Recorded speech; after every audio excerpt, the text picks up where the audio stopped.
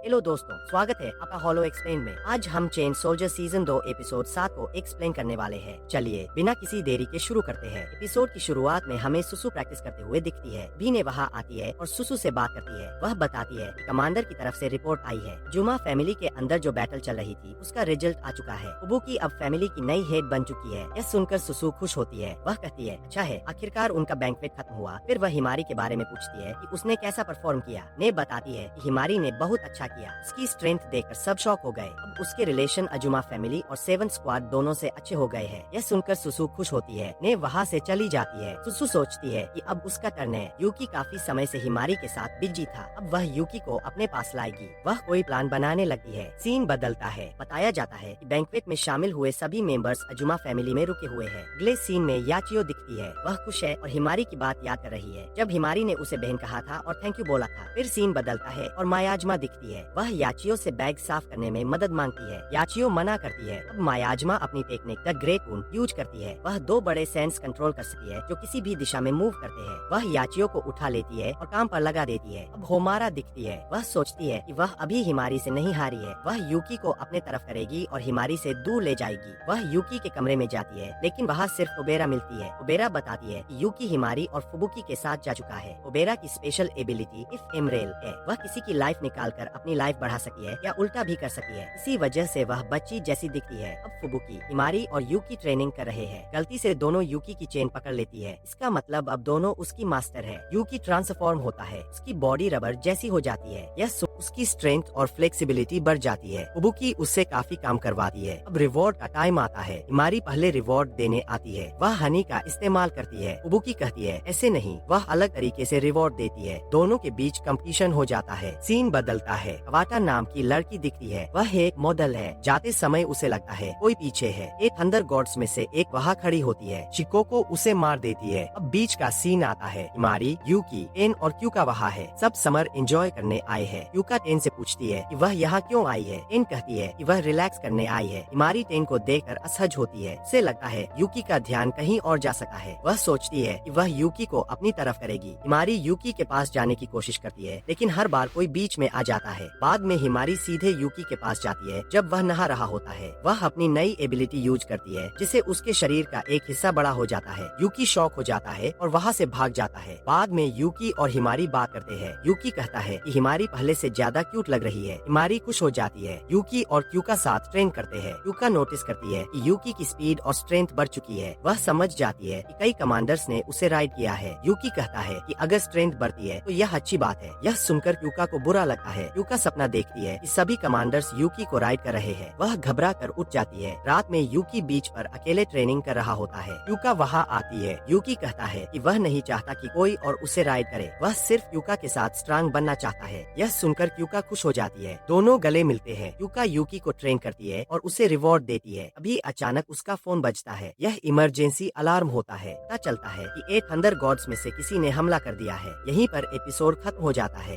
दोस्तों, आपको ये वीडियो कैसी लगी कमेंट में जरूर बताना। अगर वीडियो पसंद आई हो तो लाइक और सब्सक्राइब कर देना और बेल आइकन दबाना बिल्कुल मत भूलना। फिर मिलते हैं एक नई वीडियो में।